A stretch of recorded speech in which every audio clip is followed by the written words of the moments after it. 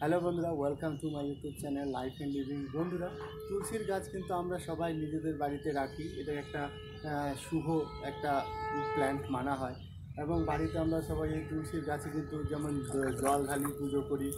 তুলসীর পাতাও কিন্তু আমাদের পুজোতে লাগে। তো বন্ধুরা, এর কিন্তু কিছু কিছু যত্ন আমাদের কিন্তু করতে হয়, তা নাহলে কিন্তু তুলসীর গাছ যেরকম দেখতেই পাচ্ছেন, আমার তুলসীর গাছটা একটু যত্নের অভাবে অনেকগুলো পাতা কিন্তু এখানে নেই, নতুন নতুন পাতা বেরিয়েছে অলরেডি।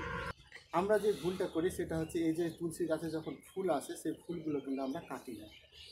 এর না কাটার ফলে কি হয়, এই ফুলগুলো কিন্তু বড় হয়, পেকে যায় এবং গাছটা আস্তে আস্তে কী মনে করে যে আমার ফুল দেওয়ার সময় শেষ, ফল দেওয়ার সময় শেষ, এবার আমার মরার পালা, এবার নেক্সট জেনারেশন আসবে। কিন্তু আমরা এটাকে এমনভাবে রাখবো যাতে এ ফুল না দিতে পারে, অর্থাৎ এর মধ্যে যেন এই জিনিসটা না আসে যে আমি অলরেডি ফুল দিয়ে ফেলেছি, ফল দিয়ে ফেলেছি, আমার আর বাঁচার কোনো অধিকার নেই। এটা কেমনভাবে রাখবো যে না, আমি ফুলও দেইনি, ফলও দেইনি, অতএব আমাকে বাঁচতে হবে। ফুল ফল প্রডিউসের জন্য সে আরও বেশি খাবার গ্রহণ করবে এবং গাছটি আরও পাতা ছড়াবে, কিন্তু আমরা একে ফুল হতে দেবো না।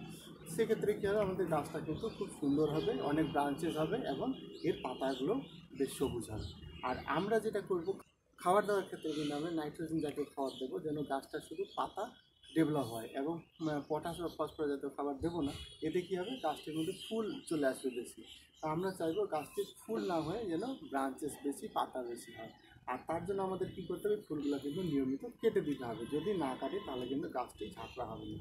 আর এই প্রসেসটা কিন্তু আমাদের সারা বছর করতে হবে, কারণ সারা বছর তুলসীর গিয়াতে কিন্তু গাছে কিন্তু ফুল চলে আসে, আর এই ফুলগুলো কিন্তু আমাদের কেটে দিতে হবে। আপনারা দেখতে পাচ্ছেন আমি কীভাবে কাটছি। এই গাছ কিন্তু জল বেশি পছন্দ করে না। জল দেওয়ার ক্ষেত্রে কিন্তু আমাদের একটু মনে রাখতে হবে যে একে কিন্তু বেশি জল দিলে কী হবে, এর গাছের গোড়া কিন্তু পচে যাবে এবং ফাঙ্গাস লেগে যাবে, পচে যাবে।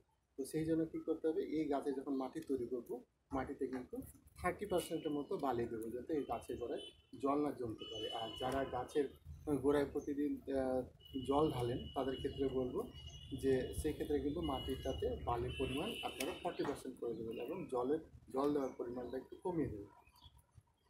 প্রতিদিনই দেবেন কিন্তু পরিমাণটা একটু কম। এইভাবে কিন্তু আপনারা যদি যত্ন নেন তাহলে কিন্তু আশা করি তুলসীর গাছে আর কোনো সমস্যা হবে না। দেখতে পাচ্ছেন এইভাবে কিন্তু আমি এইগুলোকে কেটে দিচ্ছি। আর আপনাদেরকে একটা জিনিস দেখাচ্ছি, আপনারা দেখুন, এই যে ফুলগুলো, এগুলো কিন্তু আপনারা চায়ে দিয়ে খেতে পারেন।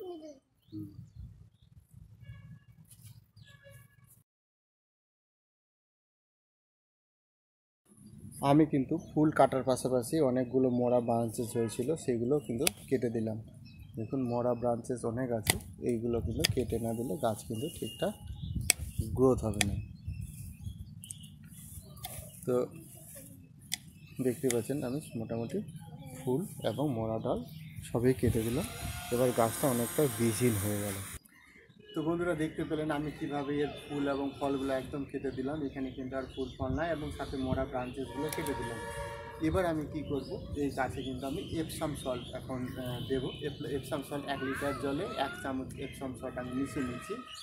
আর মিশিয়ে নেওয়ার পর আমি এটাকে কী করবো, এই গাছের পাতাগুলোতে কিন্তু স্প্রে দিয়ে দেবো এবং মাটিতেও দিয়ে দেবো। এতে কী হবে, গাছের মধ্যে কিন্তু খাদ্য উৎপাদন করার ক্ষমতা বেড়ে যাবে। তাতে কী হবে, গাছের মধ্যে আরও নতুন পাতা, ব্রাঞ্চেস যেমন হবে, তেমন পাতার কালারও কিন্তু খুব সবুজ হয়ে উঠবে।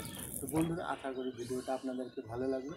আর ভালো লাগলে বন্ধুরা অবশ্যই লাইক করবেন। আর যদি এখনও সাবস্ক্রাইব করে না থাকেন আমার চ্যানেলটা, তাহলে অবশ্যই সাবস্ক্রাইব করুন। তো বন্ধুরা, ভালো থাকবেন। পরবর্তী ভিডিওতে আবার দেখা হবে।